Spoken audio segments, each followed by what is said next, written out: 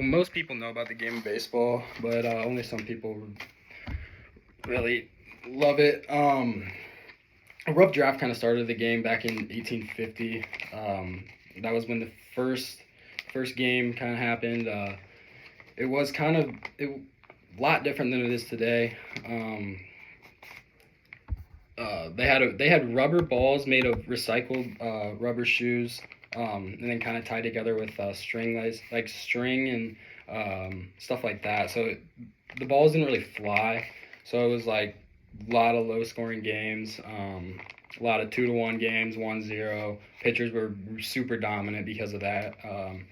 But yeah, then in 1876 was the first MLB game. They didn't call it that back then, but that's what turned out to be the MLB. So it was basically the first professional baseball game was in 1876.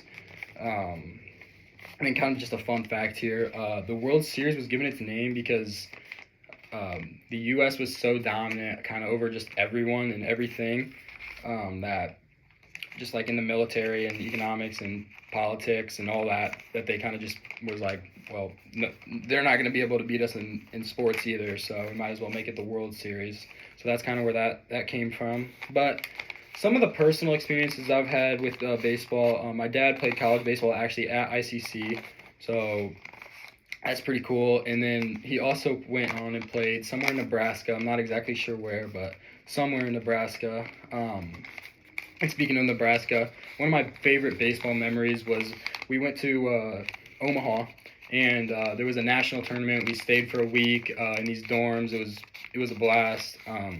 But we ended up winning that, and that was just one of my favorite memories ever. I'll never forget that feeling of winning the national tournament.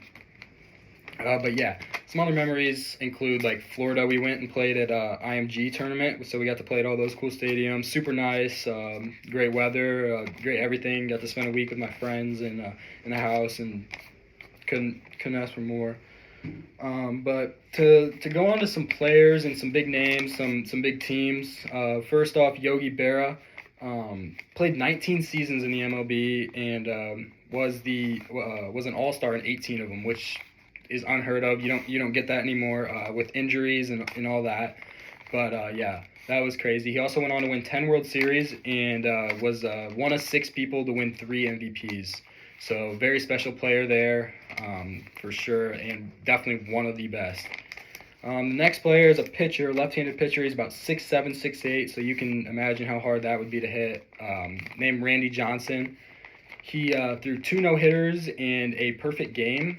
So those, it's a crazy accomplishment. He also won 5 Cy Youngs, and you don't see that anymore out of guys. So that's just super crazy. And I have a YouTube video to kind of see like his pitching windup and what it looked like from him.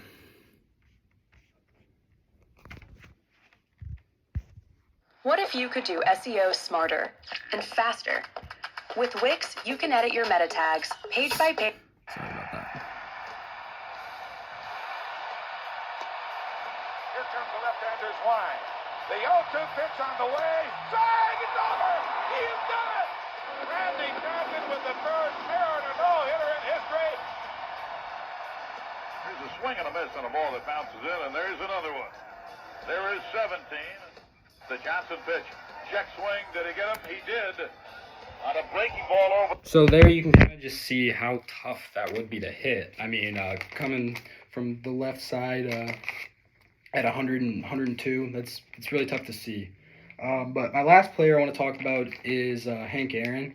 He ranks first in extra base hits, RBIs, and total bases, and third all-time in total hits. So being first all-time in 3 different categories is something no one else can really similarize with him. That you can't see that anymore. Like, that's such a crazy achievement, and he's definitely one of the greats, right up there with Yogi Berra. And then some kind of noticeable teams. The 1902 Pirates, only team to win 100 games in a season in Pirates franchise history, also had the best home field record in history, which was .789. That's winning almost 800% or 80% of the games at home, which is wild. That's a really big number. Another team, the 1906 Cubs, arguably the best team ever. 116 and they won 116 games. Very, very good team. Arguably the best team in franchise history or in history of MLB, but did go on to lose the World Series like the Cubs always do. Always end up choking. But yeah. So some equipment that you use glove. There's all kinds of different gloves. This one is like an infield glove, but yeah, there's like pitcher's gloves, outfield gloves, first baseman, catchers. There's all kinds of different stuff. You also got your bats. This is a wood bat, what they use in MLB, but you also got metal. And then you got like catchers equipment, helmets, all that good stuff. And some lingo within baseball. I would say turn 2, which is just trying to get a double play, up the middle usually, which is shortstop and second. Infield fly, that's when there's runners on and 1 or 2 outs and there's a pop fly to the infield, so you can't just like drop it. Or runners on first or second. It's just so you can't like drop it and then try and get a double play out of it. They made that rule, so I think that's a good rule. But you got drop third, which is on third strike. If it's if it hits the dirt, you can still run, go to first base, but then the catcher just has to throw you out. But yeah. Oh, tag up, like balls hit in the air to the outfield or something, tag up from third. You gotta wait till it hits their glove, then you can run from the base. But yeah, some of the lessons I've learned from this game. One of the biggest ones, you have to have a short memory, and this goes for anything in life. You're gonna fail a lot just as much as you succeed, even if not even more.